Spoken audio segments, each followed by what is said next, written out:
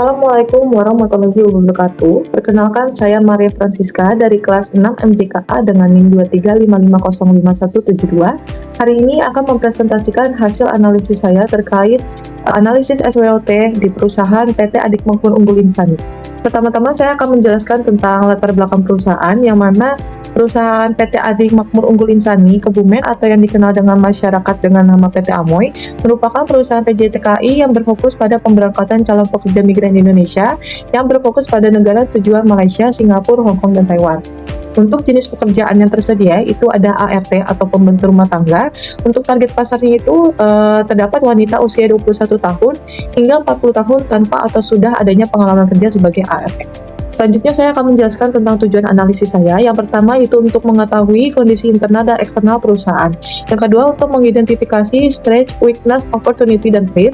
Yang ketiga untuk mempelajari faktor yang mengetahui minat bekerja ke luar negeri. Yang keempat untuk mengembangkan strategi perusahaan dalam melayani pengelolaan SDM. Selanjutnya ada analisis SWOT, yaitu yang pertama ada stretch. Yang pertama itu perusahaan memiliki citra baik yang dikenal baik oleh masyarakat di luar Jawa Tengah maupun di lingkungan sekitar, sehingga memiliki citra minat dari CPMI yang ingin melamar, tentunya dari beberapa daerah yang jauh, ada dari NTT, Bali, hingga perkotaan seperti Jakarta. Yang kedua, itu memiliki nilai pelayanan yang baik dan ramah, serta pembekalan standar yang sesuai dengan pekerjaan di negara penempatan masing-masing. Dan selanjutnya, memiliki hubungan baik dengan agensi internasional yang bersangkutan, sehingga beberapa agensi baru itu minat untuk bekerja sama dengan PT Amoy. Selanjutnya ada weakness, yaitu kekurangan dari PT Amoy. Yang pertama, kurang meratanya keaktifan promosi di beberapa media sosial perusahaan seperti di Instagram dan Facebook, karena pada saat ini perusahaan PT Amoy hanya berfokus pada promosi di sosial media seperti TikTok. Yang kedua, kurangnya jumlah staf administrasi sehingga proses pendaftaran dan pembiayaan seringkali lambat. Yang ketiga, kurang maksimalnya penyebaran informasi akan lowongan kerja ke luar negeri dari perusahaan di website resmi milik perusahaan. Selanjutnya saya akan menjelaskan tentang opportunity peluang dari perusahaan ini. Yang pertama, permintaan kerja luar negeri yang masih tergolong besar. Yang kedua, adanya peluang penempatan kerja luar negeri yang masih luas seperti 4 negara tujuan yang tersedia, yaitu ada Malaysia, Singapura, Hong Kong, dan Taiwan. Selanjutnya ada pengembangan digitalisasi promosi dan data perusahaan.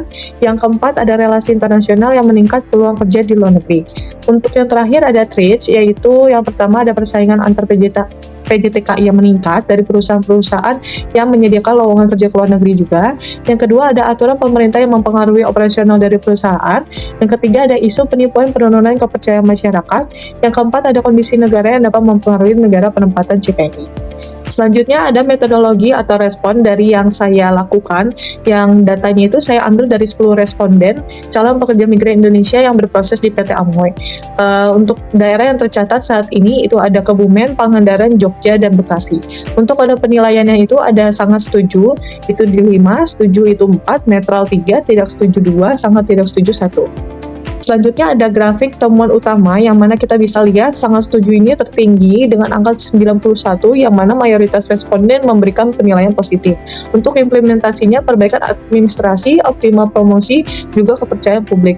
Bisa dilihat dari data yang tercantum, itu sangat setujunya bisa di angka sekitar 50-an, 58, hampir mencetak angka 60, dengan netral yang 21 sampai 22, dengan tidak setuju itu sedikit, ada sekitar 15%-nya, dan untuk sangat tidak setujunya ada 20%.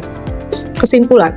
Untuk berdasarkan kesimpulan hasil analisis saya, berdasarkan dari data yang saya dapatkan juga, PT Amoy ini sudah cukup memuaskan pada setiap bidangnya. Hanya saja ada beberapa poin penting yang harus dikembangkan untuk meningkatkan citra perusahaan, seperti harus mulainya aktif pada promosi di berbagai sosial media, tidak hanya di TikTok saja, untuk mempercepat atau menambah staf administrasi, juga bisa untuk mengembangkan cara kerja staf ini agar lebih cepat, dan menambahkan negara penempatan untuk memperluas jangkauan pasar, dan serta juga bisa memaksimalkan pelatihan pelayanan PT Amoy pada calon pekerja migran Indonesia agar setiap pekerja yang dikirim ke negara penempatan memiliki kualitas yang sama, konsisten, dan dapat memperkuat hubungan dengan agensi yang terkait.